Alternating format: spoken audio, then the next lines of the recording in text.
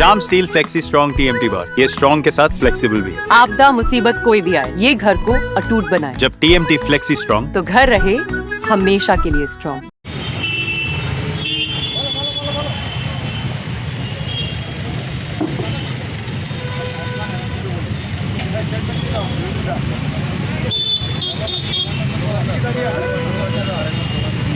অবিলম্বে পার্শ্বশিক্ষকদের বেতন বৃদ্ধি করতে হবে। ইনকলাব জিন্দাবাদ, এবিটিএ জিন্দাবাদ। অবিলম্বে প্যারামেডিক্যালদের বেতন বৃদ্ধি করতে হবে।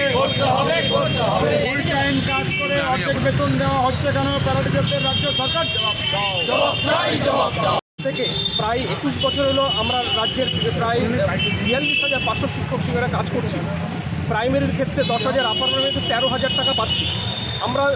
আমরা যেমন বঞ্চিত হচ্ছি, তেমন আমরা সন্তানটাও বঞ্চিত হচ্ছে। দেখুন, একই স্কুলে কাজ করি, একই কাজ, একই যোগ্যতা, আমরা 10,000, 12,000 টাকা নিয়ে আমাদের জীবন চলে না। আমার বাচ্চাদের এডুকেশন ট্রিটমেন্টের অভাবে প্রচুর পার্শ্ব শিক্ষক আত্মহত্যা করেছেন। আজকে এই যে আমরা যে ডেপুটেশন দিচ্ছি, আমাদের সংসারটা আর চলছে না। আমরা একদম দেওয়ালে মানে পিঠ থেকে গেছে। আমার যে বাচ্চাটি, তার ট্রিটমেন্ট আমি করতে পারি না। আমরা চাচ্ছি অতি সত্বর আমাদের বেতন বৃদ্ধি করা হোক। সুপ্রিম কোর্টের যে অর্ডার আছে, সমকাজে সম বেতন দিতে হবে, এই নির্দেশ মেনে এই আমাদের বেতনটাও ইমিডিয়েট করা হবে। আর এই সরকার, বর্তমান যে সরকার, যে সে 2011 সালের প্রথম যে ক্যাবিনেট মিটিং, তারা বলেছিলেন যে 6 মাস থেকে 3 বছরের ভিতর সমস্ত পার্শ্ব শিক্ষকদের স্থায়ীকরণ করা হবে এবং অন্যান্য সুযোগ সুবিধা যারা সরকারি শিক্ষক অ্যাসিস্ট্যান্ট টিচার আছে, তারা যে সুবিধা পায় আমাদেরকে দেওয়া হয়। সেই ধাপে ধাপে এখন পর্যন্ত হয়নি। আমাদের 21 বছর অতিক্রান্ত, 10,000 টাকায় সংসার চলে না। ইমিডিয়েট পার্শ্ব শিক্ষকদের বাঁচাতে হলে এদের মাইনা অবশ্যই বাড়াতে হবে। তারপরে যে সুযোগ সুবিধা সেটা পরে। ইমিডিয়েট যেটা দাবি করছি, আমাদের অবশ্যই দ্রুত গতিতে মাইনা বৃদ্ধির ঘোষণা করা হোক সরকার, এবং স্টাফ কাউন্সিলের আমাদের মেম্বারশিপটা দেওয়া হোক। একই স্টাফ রুমে, কিন্তু আমাদের থেকে জুনিয়র যারা কালকে জয়েন করলো, তারা স্টাফ রুমের সিদ্ধান্ত নিতে তারা তাদের মতামত ব্যক্ত করছে, আমরা সেটা পাচ্ছি না। আপনারা জানেন, সদ্য কম্পিউটার টিচার যারা আছে, তারা 10,000 থেকে 21,000 টাকা বাড়ালো। কন্ট্রাকচুয়াল যে ড্রাইভার আছে রাজ্যে, তাদের বেতন বৃদ্ধি হলো। অথচ আমরা 2004 সাল থেকে লাগাতার নিরবিচ্ছিন্নভাবে সরকারি ব্যবস্থা থেকে টিকিয়ে রেখেছি, স্কুলগুলোতে টিকিয়ে রাখছি, আমরা ক্লাসগুলো নিচ্ছি সমস্ত অ্যাসিস্ট্যান্ট টিচারদের মতো। অথচ আমাদের কোনো অদৃশ্য মাইনাটা বাড়ানো গেল না এখন পর্যন্ত। 2011 সালের পর থেকে প্রতিশ্রুতি যে দিয়েছিল প্রথম ক্যাবিনেটে, আমরা চাচ্ছি সেটা কার্যকরী হোক। আপনার নাম এবং অরুণ পাল, আমার মাটিতে। এই দাবিতে এবিটিএ লড়ছে, শিক্ষকদের বেতন বৃদ্ধি করতে হবে। এই দাবিতে এবিটিএ লড়ছে। আপনারা দীর্ঘদিন অবগত আছেন যে পার্শ্ব শিক্ষকরা সম্মানজনক কোনো মর্যাদা বা কোনো বেতন প্রদান রাজ্য সরকার করে না, এবং দীর্ঘদিন ধরে তাদের কোনো বেতন বৃদ্ধি হয়নি, এবং এমনকি সিসিএল, চাইল্ড কেয়ার লিভ, তারা এখন পায় না, অন্যান্য শিক্ষকরা সেটা পায়।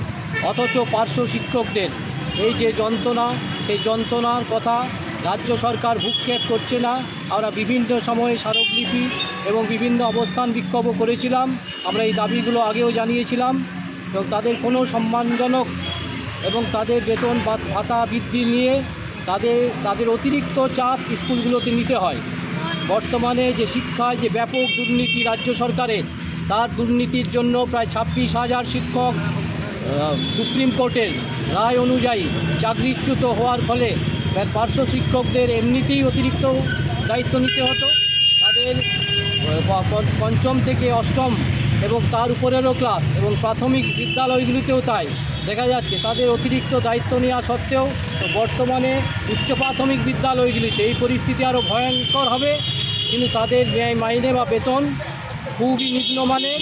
আমরা এই দাবি জানিয়ে, আজকে 4 দফা দাবি জানিয়ে আমরা আজকে ডিপিওকে, রাজ্য সরকারের সংশ্লিষ্ট দপ্তরে আমরা এই দাবিগুলো জানাবো। আমাদের দাবিগুলি রয়েছে: পার্শ্ব শিক্ষক শিক্ষিকাদের অবিলম্বে যথোপযুক্ত সম্মানজনক বেতন প্রদান করতে হবে, পার্শ্ব শিক্ষক শিক্ষিকাদের অবিলম্বে সিসিএল চালু করতে হবে, পার্শ্ব শিক্ষক শিক্ষিকাদের সার্ভিস বুক চালু করতে হবে। কোনো সার্ভিস বুক নেই পার্শ্ব শিক্ষকের। পরিচালন সমিতি ও কর্মী সংসদে পার্শ্ব শিক্ষকদের অন্তর্ভুক্ত করতে হবে।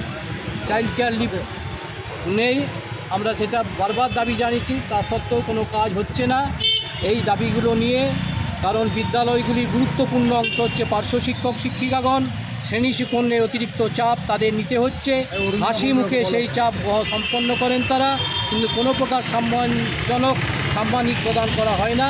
আমাদের পার্শ্ব শিক্ষক উপসমিতির দার্জিলিং জেলার আহ্বায়ক সেই যন্ত্রণার কথা আপনাদের সামনে তুলে ধরবেন। দেখুন,